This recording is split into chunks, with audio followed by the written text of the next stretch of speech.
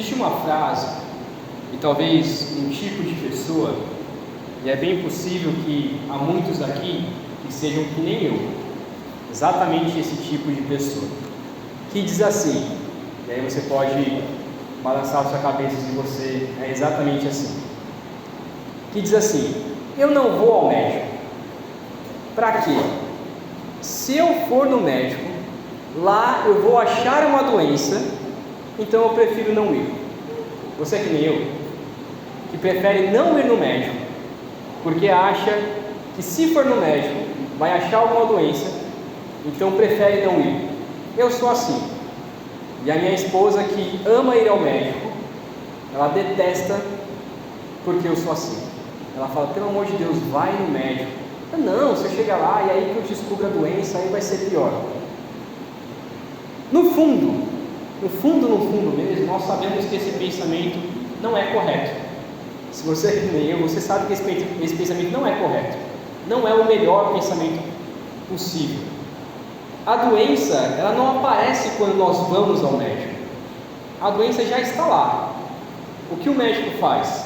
Simplesmente nos diz que a doença já está lá. E dependendo do tempo que ela está lá, aí pode ser que a situação piore e se agrave ainda mais. O médico, ele não serve para criar doenças. O médico não cria doenças.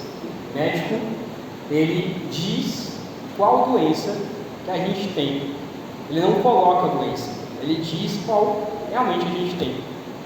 Você pode também, talvez, estar tomando os bons remédios e dizer assim: bom, eu não vou no médico, eu estou com uma dor de cabeça, uma enxaqueca muito forte mesmo, eu não vou no médico. Para que ir no médico? Eu vou tomar os remédios aqui, eu sei que é bom e pronto. E talvez esses remédios até sejam bons, mas a sua dor de cabeça não passa. Por quê? Porque talvez você não esteja simplesmente com uma dor de cabeça ou simplesmente com uma enxaqueca.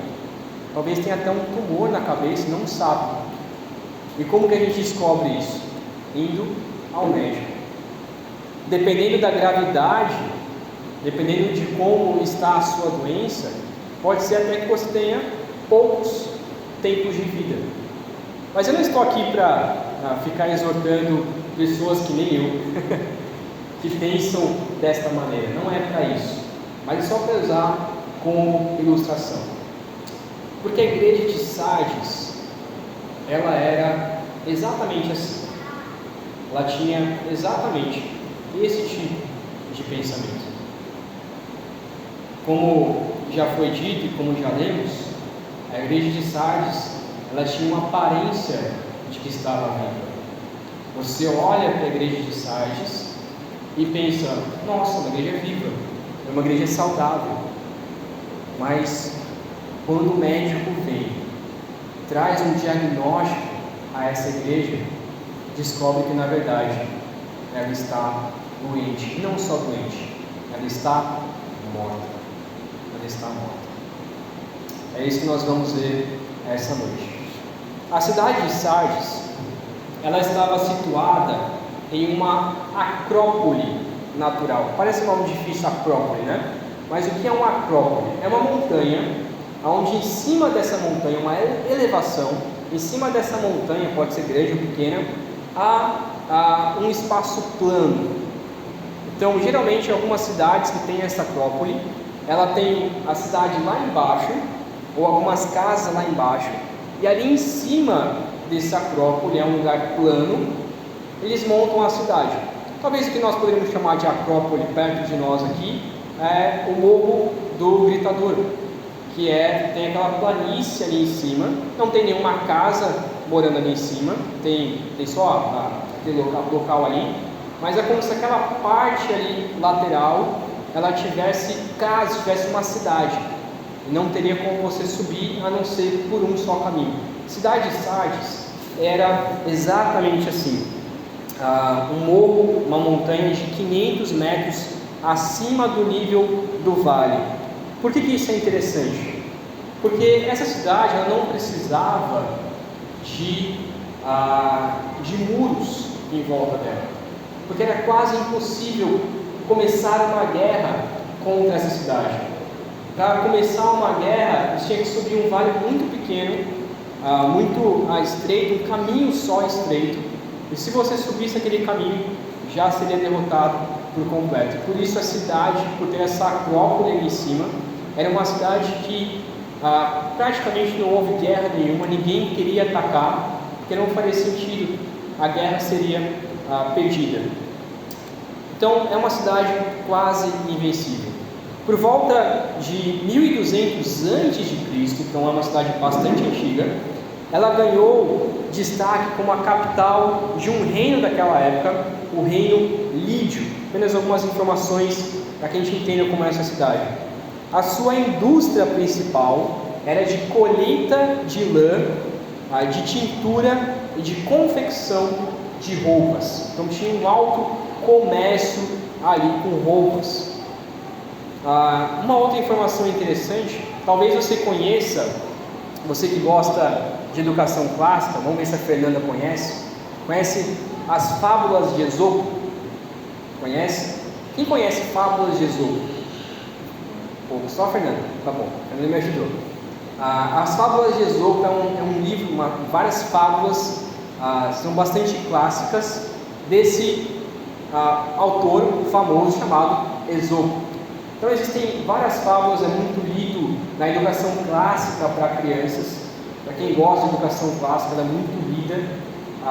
Tem vários e de vários tipos. E esse Esopo, ele vem de onde? Da cidade de Sardes.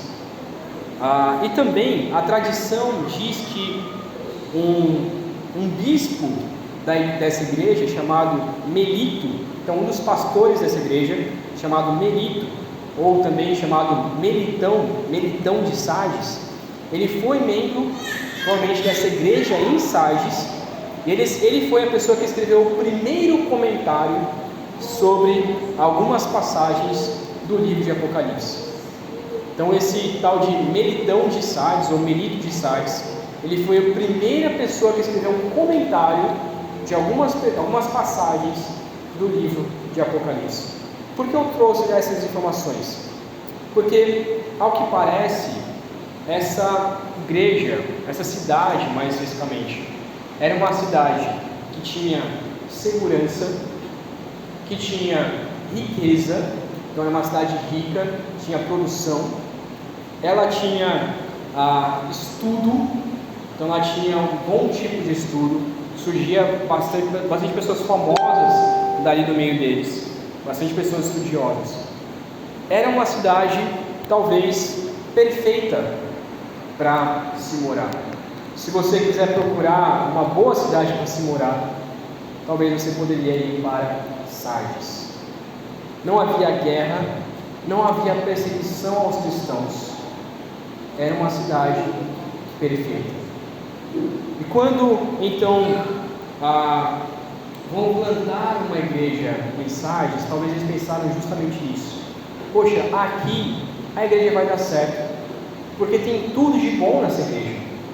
Aqui a igreja vai dar certo, aqui a igreja vai ser viva, aqui a igreja vai alcançar pessoas, aqui a igreja vai fazer evangelismo, aqui não vai ter problema algum, não tem fome, não tem miséria, a igreja vai ser perfeita neste local. Mas não foi o que aconteceu. No início então do nosso texto, versículo 1, traz primeiramente a descrição de Cristo. Sempre o texto começa, a gente já tem repetido isso várias vezes, o texto sempre começa sobre uma descrição de quem Cristo é e o que tem a ver com toda essa história, com toda essa igreja também. Versículo 1 então diz: essas coisas diz aquele que tem os 7 Espíritos de Deus e as 7 igrejas. 7 Espíritos de Deus e as 7 igrejas.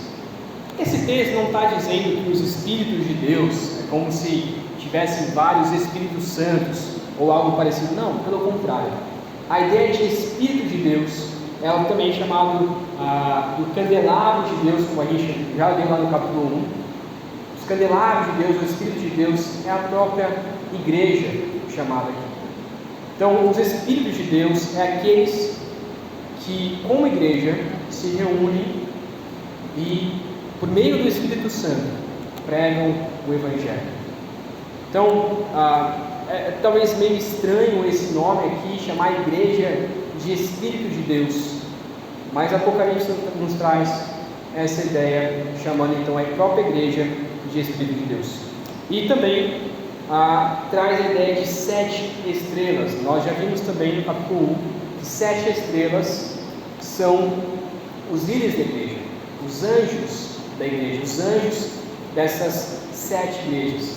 Nós já discutimos sobre isso, sobre se esses anjos são anjos de verdade, ou se é o próprio pastor da igreja, o mensageiro da igreja. Então vamos entrar nessa discussão de novo, mas o foco aqui de 7 espíritos e 7 igrejas é que Deus tem em suas mãos, Cristo tem em suas mãos a igreja e os pastores e os mensageiros. É isso que traz a ideia. Cristo, ele tem em sua mão a igreja. Cristo tem em sua mão a nossa igreja. Ele sabe, ele conhece a igreja, ele compreende. Ele é o cabeça da igreja, como traz Efésios 5. Ele é o próprio cabeça da igreja, ele que é o líder da igreja. Para Sardes, era muito importante eles entenderem isso, porque se a igreja estava morta, ela precisaria voltar a viver, porque nós adoramos um Deus vivo que controla a igreja. Então, segunda parte do versículo 1 até o versículo 3 nos traz a exortação. Diferente das cartas que nós já vimos, as cartas que já vimos, a maioria ela começa com elogio para depois trazer uma exortação. Aqui é diferente. Aqui ele traz primeiro a exortação para depois trazer um tipo de elogio e uma promessa. É o que nós vamos ver então, primeiramente, a exortação a essa igreja. A segunda parte do versículo 1 diz assim: conheço as obras que você realiza, que você tem fama de estar vivo, mas está morto. Versículo 2: fique vigiando e fortaleça o restante que estava para morrer, porque verifiquei que as obras que você realiza não são íntegras na presença do meu Deus. Lembre-se, pois, do que você recebeu e ouviu, guarde e arrependa-se. Se você não vigiar, virei como ladrão, e você de modo nenhum saberá em que hora virei contra você. A igreja de Sardes, ela estava morta, mas tinha aparência de vida. O que isso significa? Algumas interpretações para isso. Alguns dizem que era porque era uma igreja de poucas pessoas redimidas por Cristo. Talvez uma igreja que se reunia, que tinha talvez um bom louvor, que tinha uma boa pregação, bons pastores, uma igreja que tinha uma estrutura talvez muito boa, porque a cidade era uma cidade rica, então talvez tinha uma estrutura muito boa. Depois você pode pesquisar algumas fotos dessa igreja, e alguns supõem que algumas ruínas que foram encontradas ali em Sardes são desta igreja em Sardes. Se realmente for, é uma igreja que tinha uma boa estrutura, que tinha um bom templo, era algo muito bonito, muito belo.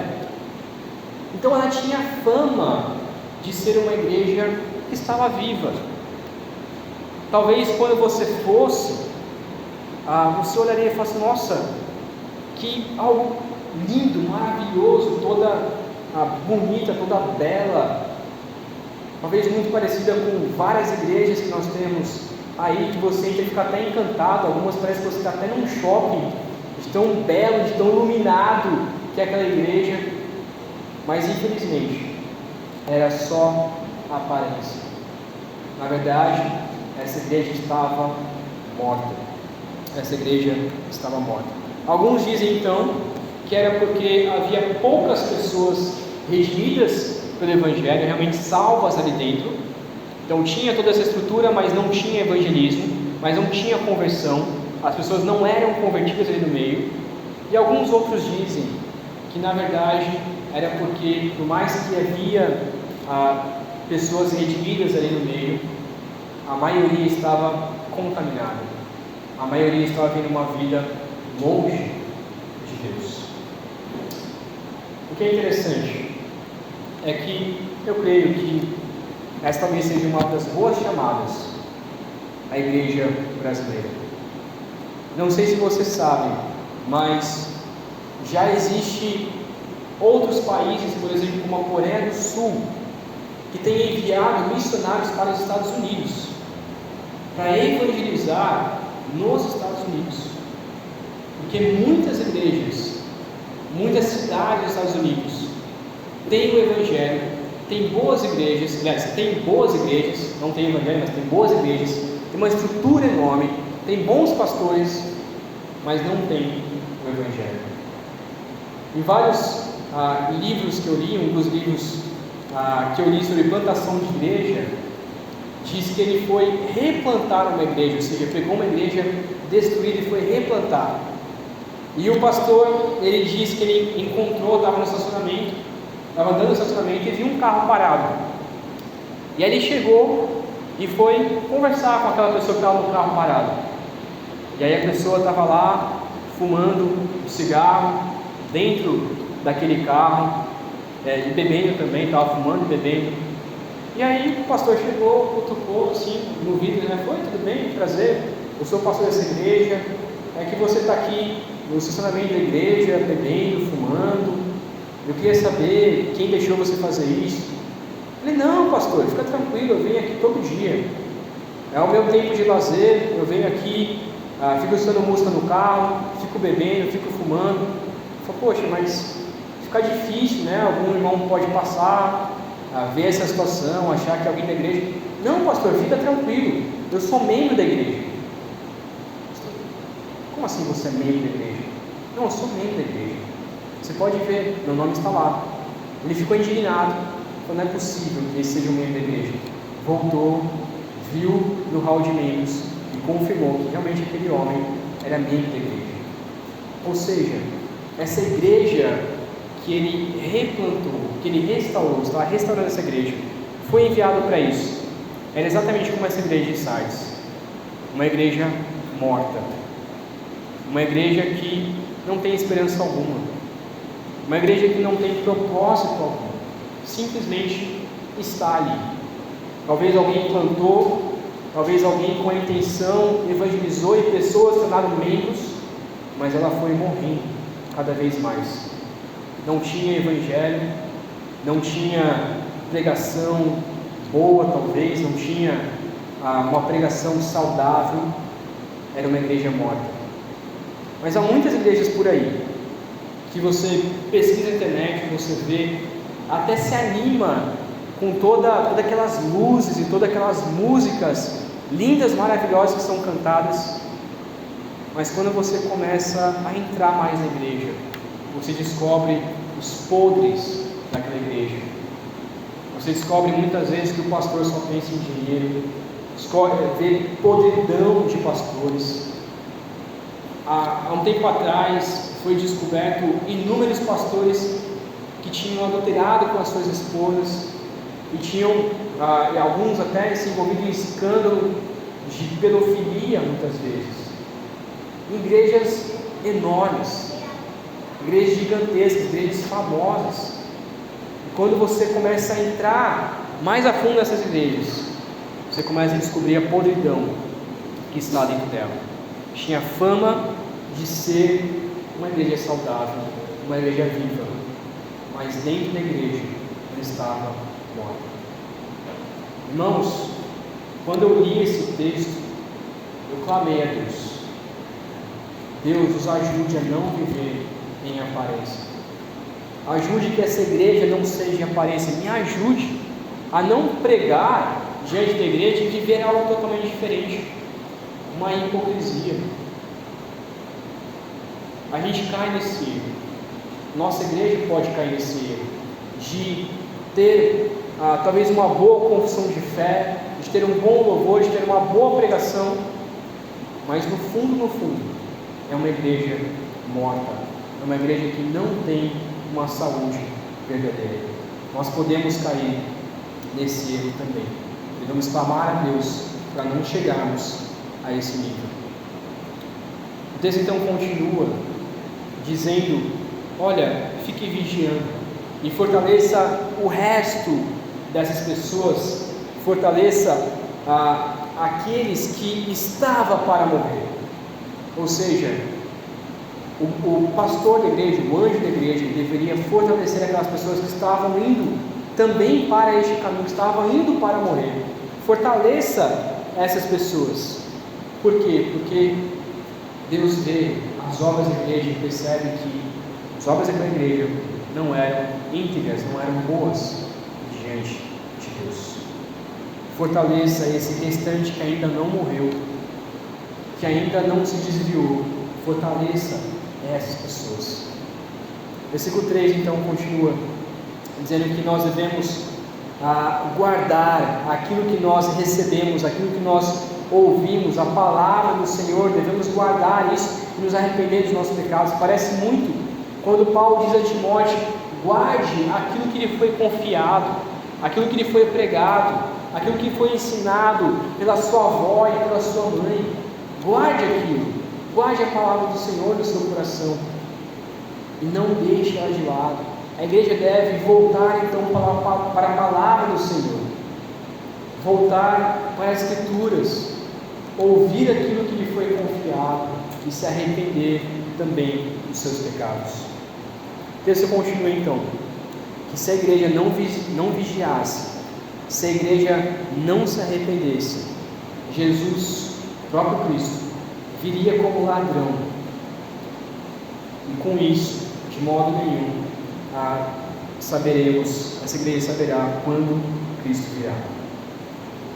Quando Jesus fala que virá como ladrão, não é, já falei sobre isso, nessas passagens específicas, não está falando sobre a segunda vinda de Cristo Jesus, que logo vai acontecer, logo acontece na carta, mas logo vai acontecer também em nossas vidas. Pode acontecer enquanto ainda estivermos vivos, nessa segunda vinda, mas a ideia aqui não é essa segunda vinda de Cristo Jesus, mas é o próprio Cristo intervindo contra essa igreja, caso eles não se arrependessem. A gente acha que a gente diz, né? Cristo é o cabeça da igreja. Ok. A gente muitas vezes pensa que Jesus não disciplina a igreja. Jesus não faz nada contra a igreja. A gente vê muitas igrejas por aí que estão indo por caminhos tortos, a gente já falou sobre isso, indo por caminhos de heresia e desviando desses caminhos. E a gente acha muitas vezes que Cristo não vai fazer nada contra essas igrejas, mas vai, com certeza vai. Com certeza Deus disciplina cada membro da igreja que se desvia. Talvez a igreja não faça isso, mas Cristo fará. Nada foge do controle de Deus. Lembra novamente o que a gente falou no começo: Ele tem em suas mãos as 7 igrejas, os 7 anjos. Ele tem em suas mãos a própria igreja. Ele faz aquilo que Ele bem quiser. Interessante então é que nessa carta não parece que tenha uma perseguição contra essa igreja. Não tinha uma perseguição de fora, não tinha pessoas que estavam pegando pessoas ali de dentro e, como a gente já disse, né, levando para uma montanha e jogando aquelas pessoas naquela montanha. As pessoas não estavam morrendo num caldeirão de chamas, as pessoas não estavam morrendo crucificadas, não estavam indo, não levaram elas para o Coliseu para fazer tortura contra elas. Não é o caso dessa igreja. Mas o diabo ele foi muito astuto com essa igreja. Ele não pegou algo de fora e tirou as pessoas de dentro. Ele começou a colocar ideias na cabeça das pessoas ali dentro mesmo. E muitas vezes a gente acha que perseguição é só quando outras pessoas perseguem a igreja. Mas Satanás ele é astuto. O diabo ele é astuto. Uma forma de perseguir a igreja, uma forma de destruir a igreja que Satanás tem é de colocar conceitos errados na cabeça de algumas pessoas dentro da igreja. E com isso vai minando a igreja, vai morrendo a igreja, vai matando a igreja. Satanás ele é astuto nisso, nós não podemos deixar que isso aconteça com a nossa igreja e com nós mesmos, e conosco mesmo. Talvez essa igreja, ela é uma igreja bela, ela é uma igreja linda, maravilhosa, mas talvez eram indiferentes com a oração, o louvor, a comunhão, a proclamação da palavra, o evangelismo. Talvez até tinha tudo isso, mas com um propósito totalmente errado. Eu sei que você conhece muitas igrejas assim. Talvez você que é visitante dessa igreja, talvez até pense que essa igreja é assim. Se você tem visto isso, que a nossa igreja talvez é só aparência, você pode falar para a gente: olha, tenho percebido que vocês vivem só de aparência. Ótimo, então vamos mudar, vamos transformar, vamos nos arrepender. Talvez visões de fora em algo que nós não temos percebido, é lógico, para que a nossa igreja possa se fortalecer, possa mudar por completo. Mas nós não podemos fingir algo aqui e simplesmente abandonar a Cristo. Por fim, nós vemos então, versículo 4 e versículo 5, um elogio e uma promessa. Versículo 4 começa aqui dizendo que em Sardes tinha algumas poucas pessoas que não contaminaram as suas vestes. A ideia de contaminar é a ideia de manchar, de poluir, de sujar.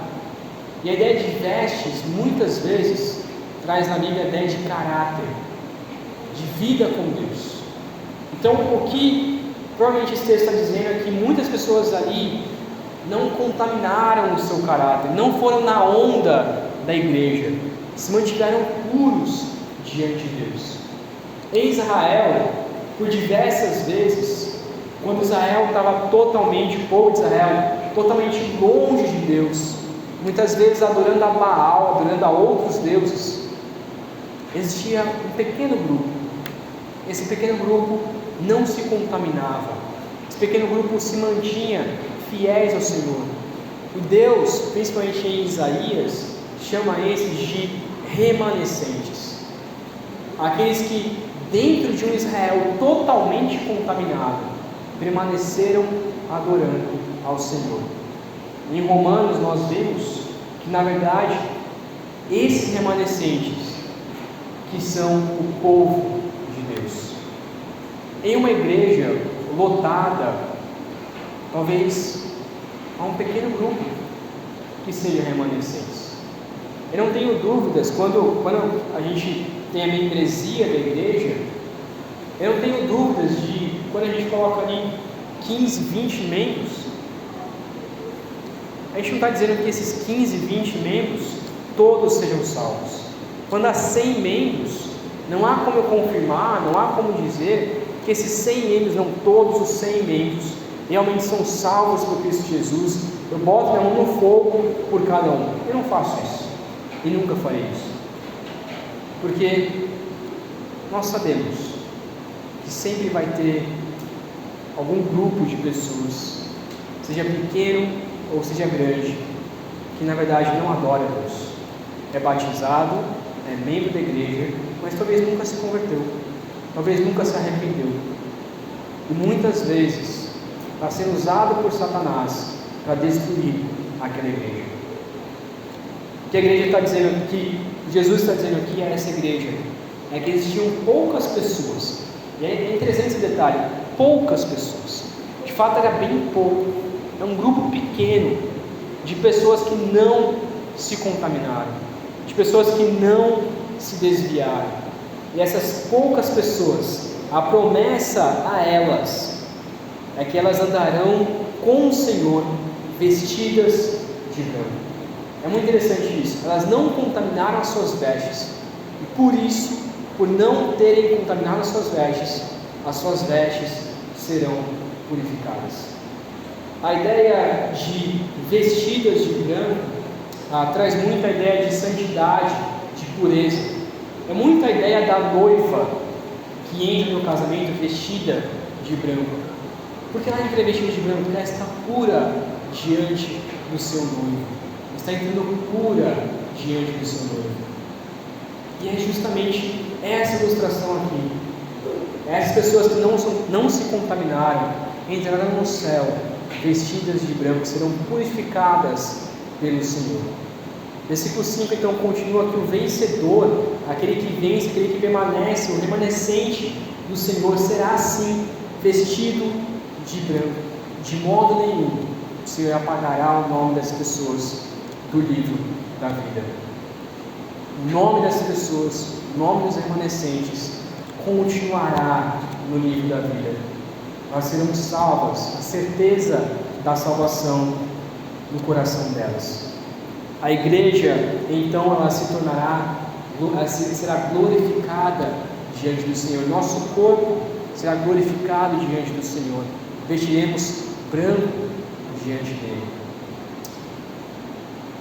Então, o versículo continua: que o próprio Jesus confessará o seu nome diante do Pai, diante dos seus anjos. As pessoas então serão honradas diante dos anjos e diante do Pai.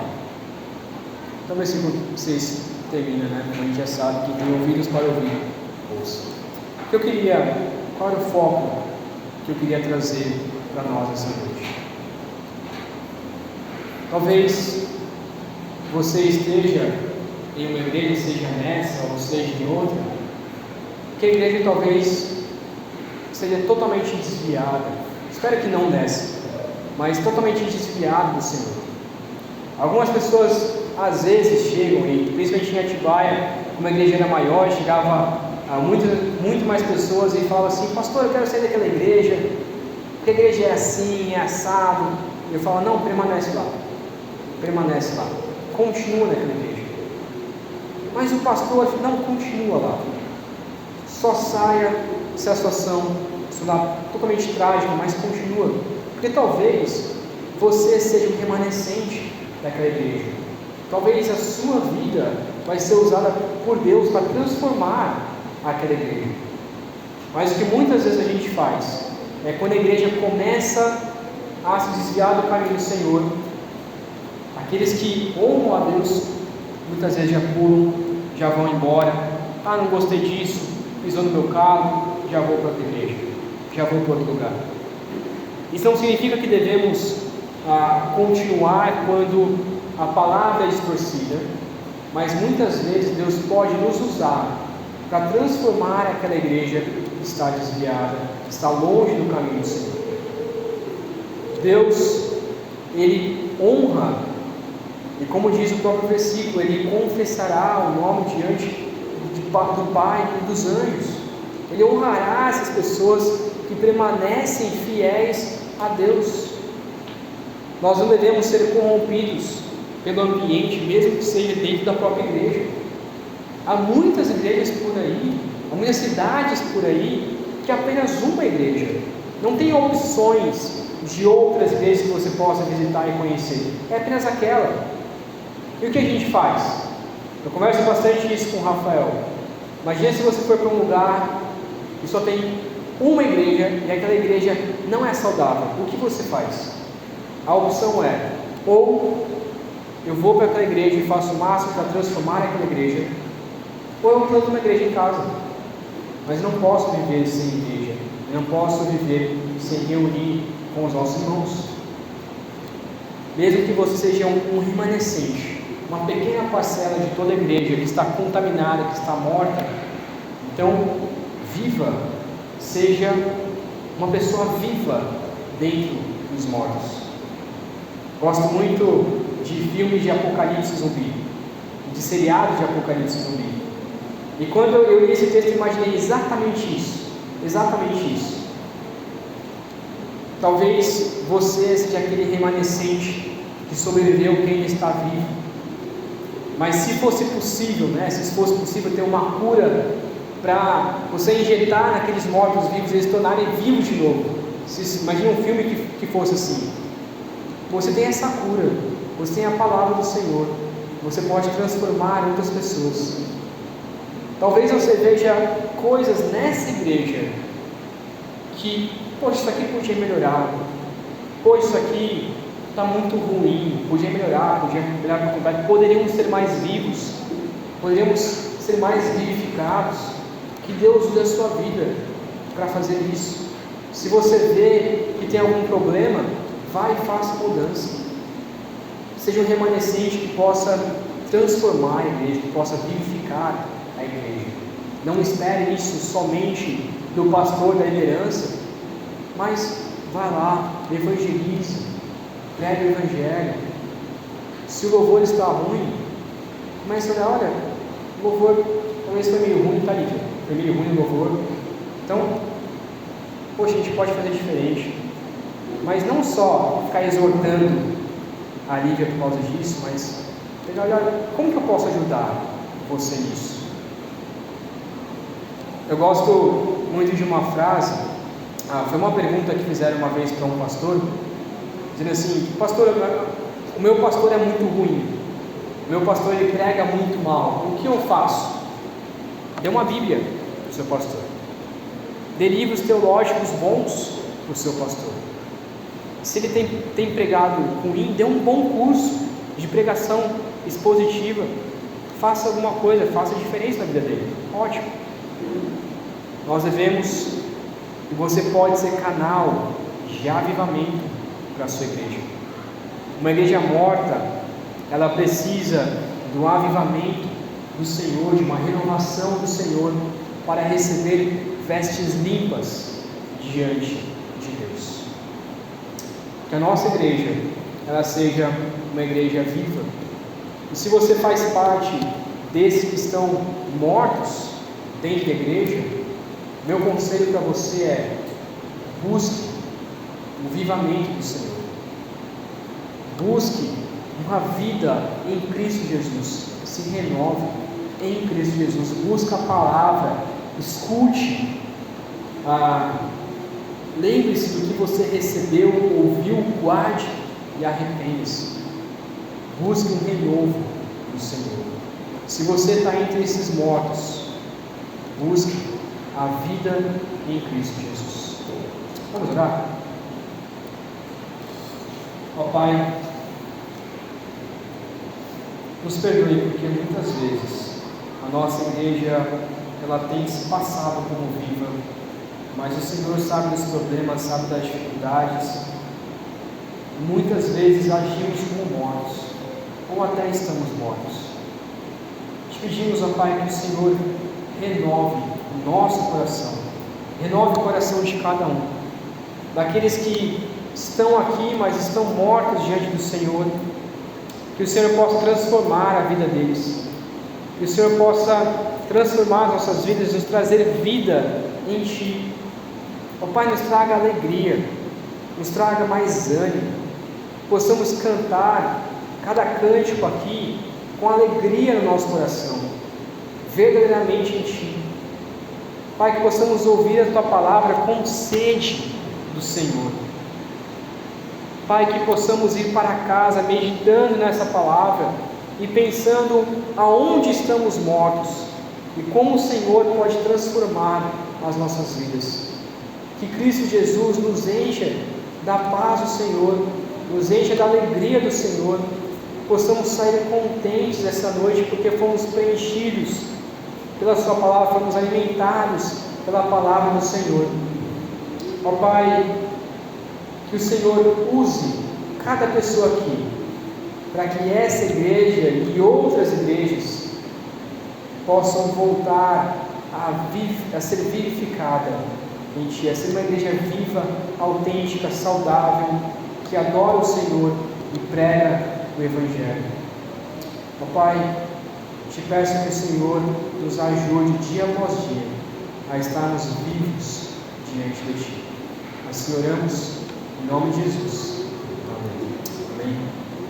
Deus abençoe, meus irmãos, que a palavra possa continuar viva nos seus corações, que a graça de Deus, que o amor de Cristo Jesus e o consolo do Espírito Santo seja com todos. Amém?